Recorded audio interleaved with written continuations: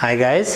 सो आज हम बात कर रहे हैं एक चैप्टर की जिसको मैं बोलता हूँ इफ़ कंडीशनल्स या इफ़ राइट। अब जितने लोगों ने टेंसेस कर लिया है मेरे वीडियोस में वो इसको देख सकते हैं, जितनों ने नहीं किया है वो भी इसको देख सकते हैं, बट फिर आपको ये चीज़ें याद रखनी पड़ेंगी क्योंकि ये जो है ये थोड़े से हमारे टेंसेस के रूल्स को चैलेंज करता है। प्लस इसके जो क्वेश्चंस हैं हर पेपर में आपको 2 या 3 क्वेश्चंस तो मिल ही जाते हैं, 1 2 3 1 2, तो ये बहुत ज़्यादा रिपीटेड क्वेश्चन है।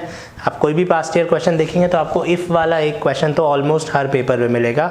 एनडीए में 1 2 मिलेंगे, सीडीएस में ज़्यादा मिलेंगे, एसएससी में ज़्यादा मिलेंगे, बट इनकी जो फ्रीक्वेंसी है वो बहुत ज़्यादा है, तो इसलिए इसको समझना बहुत ज़रूरी है। तो अब जब मैं इफ़ कंडीशनल्स की बात करता हूँ, इफ़ का मतलब क्या होता है? इफ़ का मतलब होता है अगर। तो अगर मीन्स इमेजिनेशन, अगर ऐसा होता। तो अब अगर इफ कंडीशनल मीन्स अगर मैं इमेजिनरी चीजों की बात कर रहा हूं, if I am talking about imagination, तो इफ के साथ कुछ स्पेसिफिक चीजें आती है। अब बहुत सारे लोगों को पता होता है कि इफ के साथ हमेशा वर लगता है। अब ऐसा भी नहीं है कि इफ के साथ हमेशा वर लगता है, राइट। सो हमारे को समझ लेना है, तो we would need to learn 3 conditions. पहली कंडीशन क्या है?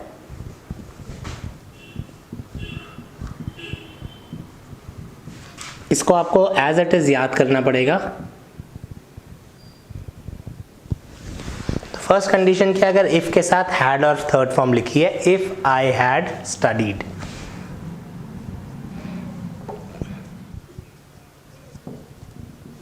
तो नेक्स्ट कंडीशन में would have plus third form आएगी। तो इसको अगर मैं नॉर्मल इसको बोलूं, इसका सेंटेंस बनाऊं, if I had studied I would have passed. अगर मैं पढ़ता मैं पास हो जाता। समझ में आ रहा है आपको? तो अगर मैं पढ़ता, तो यहाँ पे हैड कोई टेंसेस वाला हैड नहीं है, इससे पहले कुछ हुआ, ये किसी चीज़ से पहले हुआ, ऐसा कोई रूल नहीं है। तो यहाँ पे हमें टेंसेस के रूल्स नहीं लगाने हैं।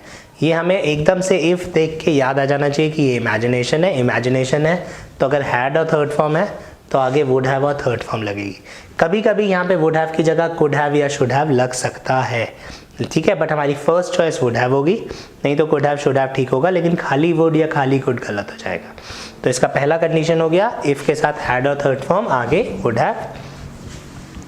इसको लिखने का दूसरा तरीका क्या होता है? Had I studied, I would have passed। तो ये दोनों का मीनिंग बिल्कुल सेम है। अब एग्जामिनर आपको या तो इफ दे सकता है या हैड से सेंटेंस शुरू कर सकता है। दोनों केसेस में अगर ये इमेजिनेशन है तो आगे क्या आएगा? वुड हैव आएगा। तो अगर मैं पढ़ता मैं पास हो जाता। थर्ड इसमें कंडीशन आएगी, थर्ड तरीके का सेंटेंस आएगा,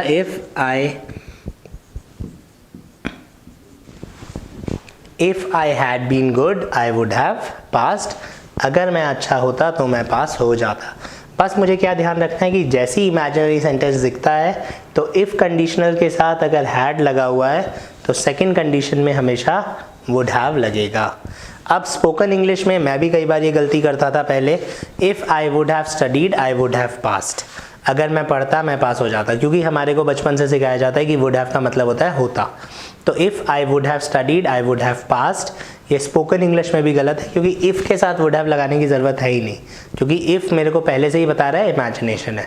so if I had studied I would have passed. तो यहाँ पे वुड हैव आएगा, यहाँ पे वुड हैव नहीं आ सकता। This is condition 1, right. एक बार इसको कॉपी कर लीजिएगा, इंपॉर्टेंट है बहुत। अभी हम पास्ट ईयर्स क्वेश्चंस करेंगे एकदम इसके बाद, तब आपको थोड़ा समझ में आएगा। Let's move on to condition 2 now. So हमारी दूसरी कंडीशन है, अगर इफ के साथ सिंपल पास्ट आता है तो आगे क्या आता है? वुड। इसको देख लेते हैं। If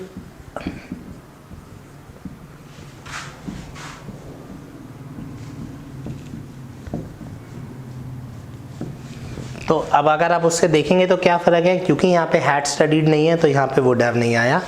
if I studied I would पास। अगर मैं पढ़ता तो मैं पास होता।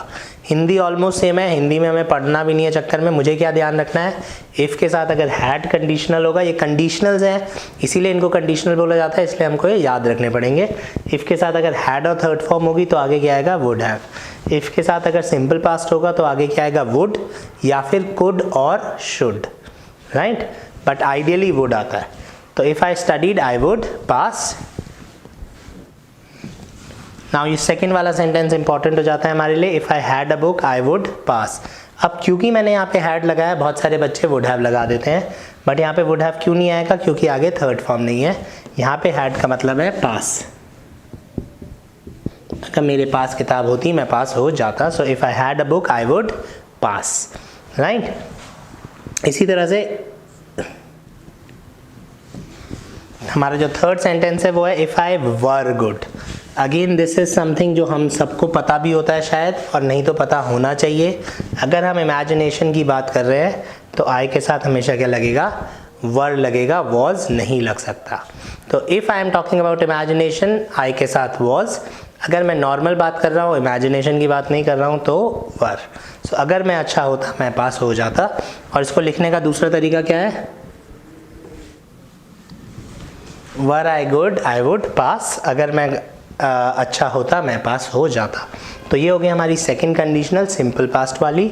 अगर सिंपल पास्ट के सेंटेंस होंगे तो कंडीशनल होगा वुड, ठीक है। तो हमारे को फिर वुड लिखना पड़ेगा, वहाँ पे हम कुड या शुड नहीं लिख सकते। तो this is our second condition. अब जो हमारी थर्ड कंडीशन होती है, इसको आप कंडीशनल की जगह टेंसेज में भी याद रख सकते हैं। अगर आपने हमारे फ्यूचर टेंस देखे होंगे तो हम लोगों ने बात करी थी कि दो विल कभी साथ में नहीं आते। अगर दो विल आते हैं तो एक विल हमेशा गलत होता है। और कौन सा विल गलत होता है, कंजंक्शन के बाद वाला। यहाँ पे if is working as conjunction, so if के बाद मैं सिंपल प्रेजेंट लगाऊंगा, आगे विल लगाऊंगा, क्योंकि दो विल्स हम साथ में नहीं लगा सकते। तो अगर मैं पढ़ूंगा मैं पास हो जाऊंगा, if I study I will pass. या विल की जगह मैं will, shall, can, may, might, सारे प्रेजेंट के हेल्पिंग वर्ब्स लगा सकता हूँ, राइट। ओह सॉरी, फ्यूचर के। So if I study I will pass, अगर मैं पढ़ूंगा तो मैं पास हो जाऊंगा। So these are the three conditions जो हमारे को याद रखनी है। आप कोई भी पेपर उठा के देखिए, 99% उसमें आपको मिनिमम एक क्वेश्चन तो इसका मिलेगा ही मिलेगा। चाहे वो एसएससी हो, चाहे वो एनडीए हो, चाहे वो सीजीएल हो, चाहे वो सीडीएस हो, you will at least find one question of if conditionals in every question paper. अब वो फिल इन द ब्लैंक्स में आता है, स्पॉटिंग एरर्स में आता है, वो आगे की बात है, बट एक क्वेश्चन ज़रूर होता है। So let's try and do a couple of questions first, then we will move ahead. So guys, ये मैंने 3 एनडीए के पास्ट ईयर क्वेश्चंस लिखे हैं अभी। सो एक बार बात कर रहे हैं तो हमें ये 3 कंडीशंस याद रखनी है सबसे पहले। अब मैं पहला क्वेश्चन देखता हूँ, इफ़ आई हैड नोन। तो जैसे ही मुझे हैड नोन मिला, मुझे आगे देखने में क्या आना चाहिए, वुड हैव। आगे क्या रखा है, विल हैव। तो क्वेश्चन तो यहाँ पे गलत है, या तो हैड नोन गलत है या विल हैव गलत है। अब हमको एक बात समझ लेनी है कि इफ़ वाली कंडीशन के हिसाब से दूसरी कंडीशन गलत या सही होती है। आगे पीछे कहीं भी लिखा हो फ़र्क नहीं पड़ता। तो ये वाली कंडीशन मैं सही मानूंगा, इसके हिसाब से मैं चेक करूंगा, तो ये विल की जगह वुड आना चाहिए था। तो विल गलत हो गया, बिकॉज ये फर्स्ट कंडीशन का क्वेश्चन हो गया। हैड के साथ थर्ड फॉर्म आगे वुड हैव। सेकेंड क्वेश्चन की बात करते हैं, suppose if you were left alone. अब ये जो है ये सुपरफ्लुअस क्वेश्चन है, बहुत आता है। अब इफ़ का मतलब होता है अगर, और सपोज का मतलब भी है अगर। तो ये दोनों सेम हो गए, तो ये दोनों वर्ड्स कभी साथ में नहीं आ सकते कंडीशनल में। तो सपोज गलत कर दीजिए, इफ़ सही रहने दीजिए, इफ़ गलत कर दीजिए, सपोज सही कर दीजिए, वॉटएवर, बट ये दोनों वर्ड साथ में कभी नहीं आ सकते। तो सपोज इफ़ हमेशा गलत होता है, और ये एग्जाम में आपको बहुत मिलेगा। थर्ड क्वेश्चन पे आते हैं, if you will work hard. If के साथ विल, यू विल। अब हम लोगों ने क्या बात करी थी, ये हमने टेंसेस में भी करी है, दो विल हमेशा गलत होते हैं, दो विल कभी साथ नहीं आ सकते। तो हमारा आ गया है थर्ड कंडीशन, इफ़ के साथ सिंपल प्रेजेंट, आगे विल। तो विल जो है कंजंक्शन के बाद वाला गलत होता है, तो ये गलत हो गया, दिस इज द एरर। सो इस तरीके के क्वेश्चंस मिलेंगे, आप लोग एक बार ट्राई करके देखिएगा। अभी recently I was going through CHSL paper, sorry CGL paper. CGL paper में क्या था, इसका भी एक उन्होंने एक्सेप्शन दे दिया था। तो एक बस उसकी और बात कर लेते हैं हम लोग, so that you understand it more. तो ये GMAT वगैरह में भी काफ़ी पूछा जाता था, काफ़ी जगह आ सकता है क्वेश्चन। अब हम लोग रट लेते हैं कि इफ़ के साथ हमेशा वर आएगा, राइट। लेकिन अगर मैं इफ़ के साथ वॉज लिख देता हूँ तो दोनों में फ़र्क क्या है। तो वर लगता है जब इमेजिनेशन हो, वॉज लगेगा जब रियलिटी हो, और इफ़ है तो इमेजिनेशन तो हो गई। तो 99% तो ये गलत है। बट अगर फिर भी एग्जामिनर इसको रियलिटी बना देगा तो इफ़ आई वॉज को मुझे ठीक करके आना पड़ेगा। सो इफ़ आई वर यूज़ होगा इमेजिनेशन में।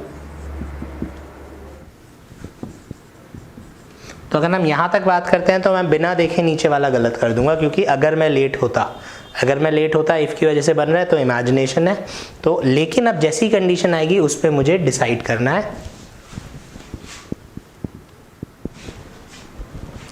अब अगर आप दोनों कंडीशंस में देखेंगे तो ऊपर वाली कंडीशन में साफ साफ है कि मेरी क्लास छूट जाती, तो ये कंडीशन मुझे बता रही है कि मेरी क्लास नहीं छूटी। नहीं छूटी मतलब ये इमेजिनरी हो गया, इमेजिनरी हो गया तो इफ़ के साथ लगेगा वर। फिर सेकंड कंडीशन में अगर मैं कल लेट था तो उसके लिए मैं माफ़ी चाहता हूँ, तो वाकई मैं लेट था इसका मतलब मैं सॉरी भी बोल रहा हूँ, यस्टरडे भी हो रहा है, तो ये कंडीशन रियलिटी के पास आ गई। रियलिटी के पास आ गई तो वॉज हो सकता है। दिस इज़ वन एक्सेप्शन जो अभी तक CDS NDA में तो मैंने देखा नहीं है, SSC के छोटे लेवल्स में भी नहीं देखा है, बट ये आ सकता है क्योंकि paper is moving towards being logical. तो मैं सीधा रट के नहीं जाऊंगा कि इफ़ के साथ वर लगेगा, मुझे कुछ चीज़ें समझनी भी पड़ेंगी क्योंकि पेपर का पैटर्न चेंज होता जा रहा है, right. Thank you guys, this was about conditionals. See you again soon. Thanks for watching the video. If you found this video helpful, press the like button, subscribe to our channel and ring that bell icon so that you can get notified every time we upload a new lesson.